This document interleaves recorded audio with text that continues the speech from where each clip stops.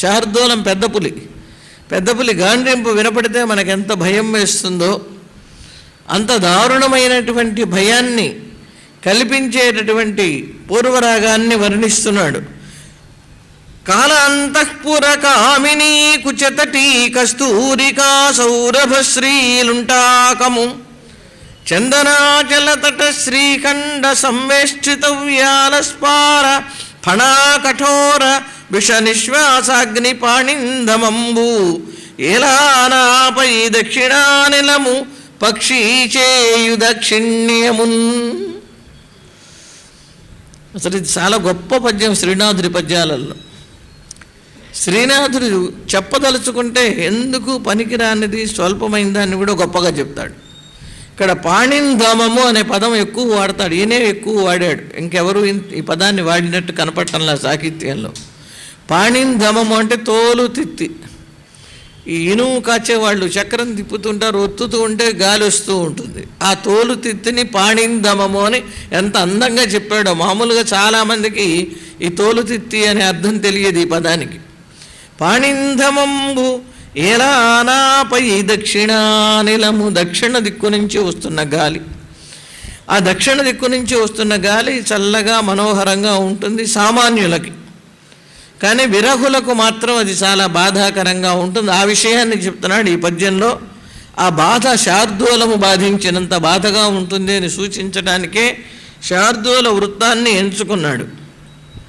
కాలాంతఃపుర కామిని, గాలి భయం లేదు, గాలి చొరరాని ప్రదేశం అంటూ ఉండదు.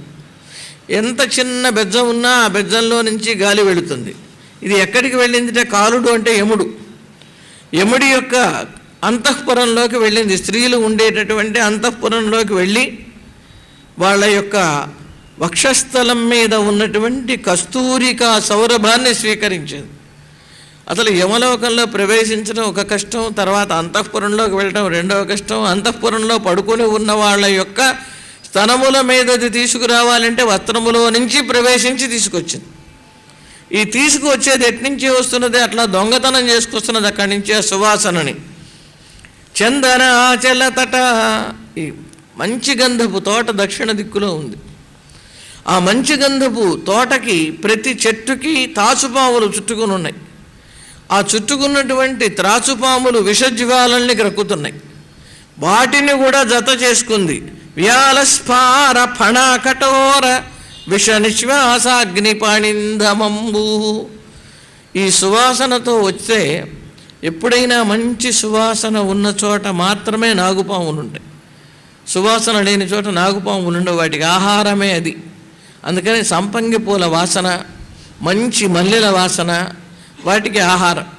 అవి సూర్యాస్తమయ సమయంలో సూర్యుడికి నమస్కారం చేసుకోవటానికి వచ్చినప్పుడు ఆ ప్రకృతిలో ఉన్నటువంటి సువాసనతో కూడిన గాలిని పీల్చుకొని కొంచెం సేపు ఉండి వెళ్ళిపోతాయి మళ్ళీ పుట్టలోకి. సూర్యోదయం అప్పుడు మళ్ళీ వచ్చి సూర్యుడికి నమస్కారం చేసుకొని వెళ్ళిపోతాయి. వాటికి ఒక నియమం ఉంది నాగుపాములకి, పిచ్చిపాములు కాదు.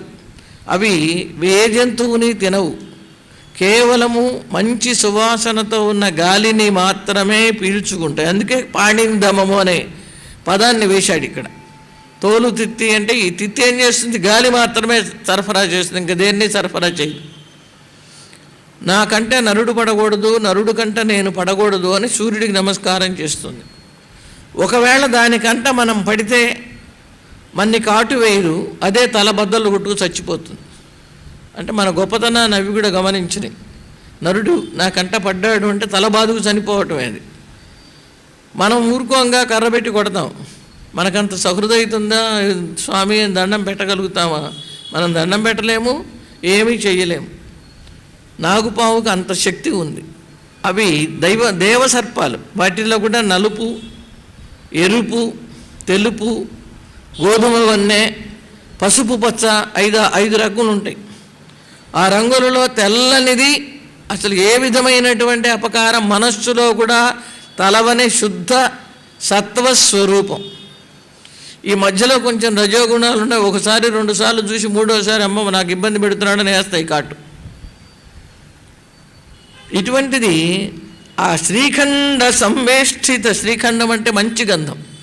ఆ మంచి గంధం దానికి చుట్టుకొని ఉన్నటువంటి వ్యాలస్ఫార ఫణ కఠోర, పాముల యొక్క విశాలమైనటువంటి పడగల నుండి కఠోరంగా వస్తున్నటువంటి